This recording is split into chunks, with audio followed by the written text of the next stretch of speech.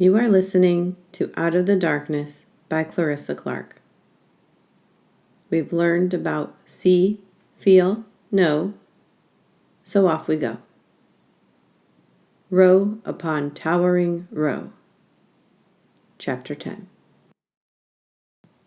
The next morning they grabbed handfuls of fruit and ran out the door.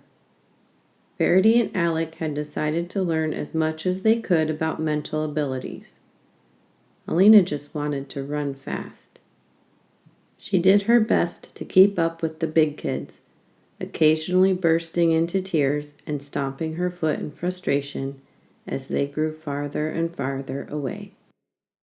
Verity and Alec were oblivious to her tears, but that didn't bother Alina. She was frustrated with her body for not going as fast as she wanted it to go. Then Alina saw her mother's smile sparkle in her memories. Remember how Verity likes to take breaks when she runs? Alina had nodded. Well, I see that you don't need those breaks. You keep running and running and running. Maybe you aren't the fastest one, but you can go much farther before your body needs to rest. She paused, allowing Alina to process this. You win with your mind. One day you and Verity will be the same size, and the differences between you will be only mental. You can use your mind to carry you where you want to go. Alina was running again before the memory had faded. She soon passed the out-of-breath Alec and Verity, who were sitting under a tree. Her feet made a pleasant rhythm, and she enjoyed the sun and the breeze. She found the library easily. Reapy had been bringing her here since she was a tiny tot.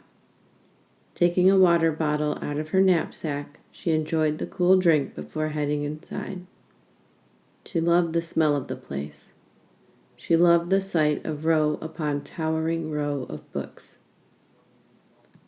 Alina's friend Albertine greeted her with a smile. What would you like to read today, little lady? She took the hand he offered. He was one of the very few whom she would permit to call her little. Albertine had been here the first day that Reapy brought her. Not once did he do ridiculous baby talk. Not once did he suggest a picture book. Instead, he asked her in the ancient ape language if she liked animals. Discovering her fascination with horses, he had produced a book about Pegasi and unicorns. It was largely because of her interest in this particular book that Alina learned to read.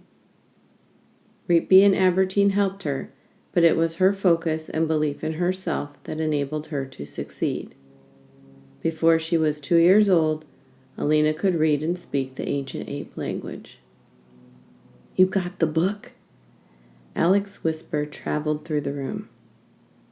Verity reached Alina first and pulled the book away from her. Alec peered over her shoulder as she flipped to the first page. It's not translated.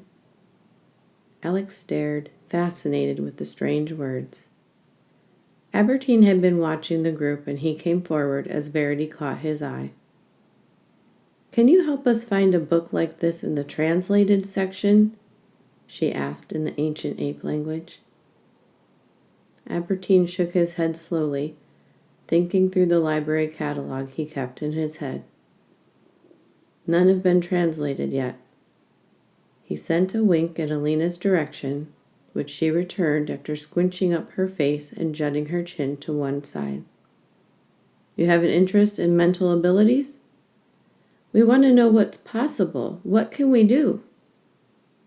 All Albertine said before he walked away was, What do you want to do?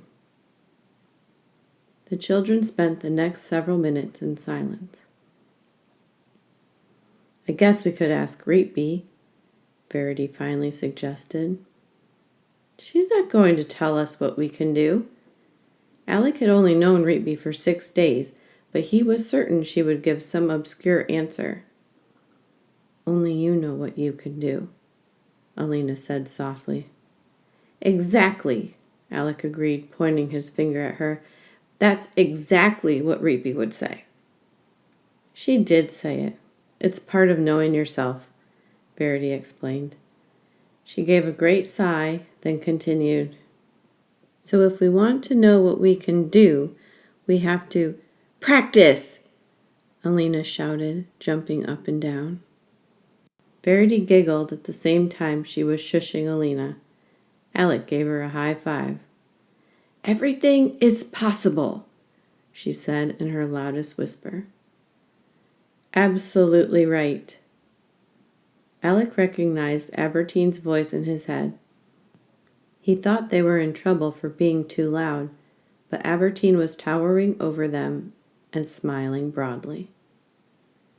Being first to the door, Verity and Alec failed to notice Alina and Albertine talking softly in the ancient ape language.